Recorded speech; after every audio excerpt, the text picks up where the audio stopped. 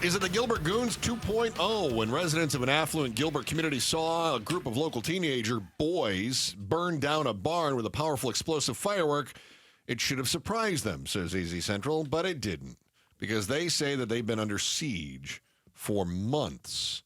So you've got teen boys burning down a barn in Gilbert, and we find out that this group of teen boys likes to ride around on their e-bikes, start food fights at a local fast food restaurant, and terrorize girls in the neighborhood. This feels very goon-like to me, Joe. Well, they were only using... excuse me. I think they got me. They were only using mortars and killing the power to houses in the neighborhoods and doing something called love bombing, stalking, and threatening their victims. Doesn't sound so awful. No, sounds like a romantic gesture, doesn't it? That's how you flirt with somebody these days. Oh, no, she won't go out with me. I'll turn off the power. Then she'll say yes. And just a quick reminder, Joe is the single one on the show. Yeah, you swipe left on me, I swipe left on your power. Oh, that was good. Thank you. Yeah, I just came up with that. Yeah. So this feels like the beginning of a horror story. It's creepy.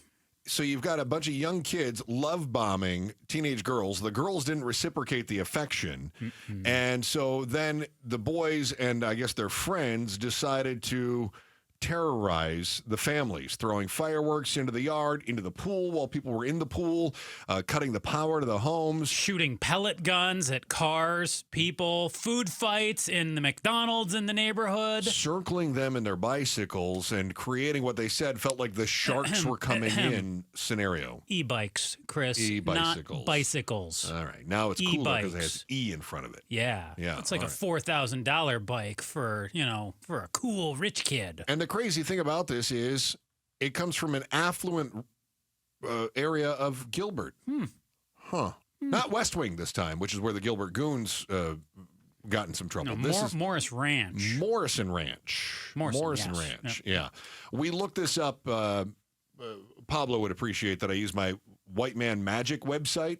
It's called Zillow. He just hadn't heard of it, so he thought it was some sort of like a white guy thing. I thought you used Redfin sometimes too. Occasionally, yeah, if I'm feeling daring. Mm-hmm. So I went to Zillow and I found out that in this Morrison Ranch, I saw homes that were, say, $650-ish up to, what was the most expensive one I saw there? 2.5? You said over $2 million. I saw today articles said about $500,000 to 1.2.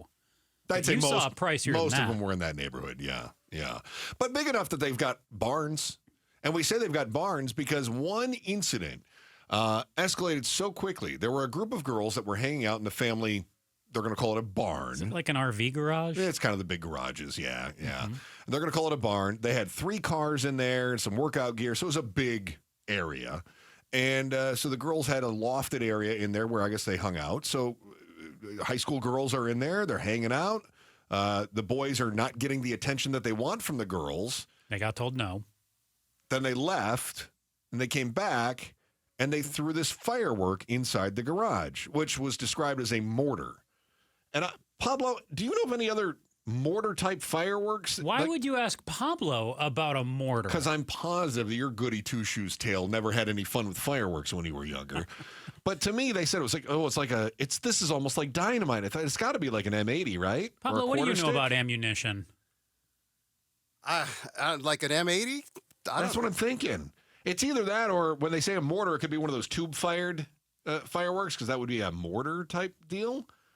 But you wouldn't light that and throw it. That would have to be set up and then the fuse lit. So let's just say M80s, okay? And maybe I'm mistaken on that. It's been known to happen a couple times on the show already that I've been wrong. But the barn ends up burning down. The girls got out. Fortunately, they were okay. But they had minutes to escape before the thing burned down around them. 3 cars were destroyed, the gym equipment as well as things that were in storage, personal items that, of course, can't be replaced. And so they said about $1 million worth of damage.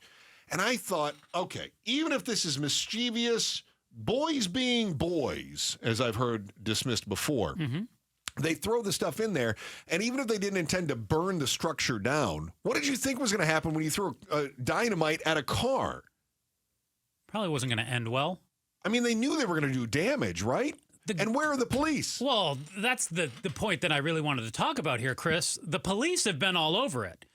quoting from AZ Central here, Gilbert police said in a statement they were aware of the problem. Okay, good. They point out that they have had 7 operations and held 2 well-attended public meetings between July of 2020, now focus on this timeline here, and June of 2024. That's 7 operations and 2 meetings over a span of 4 years.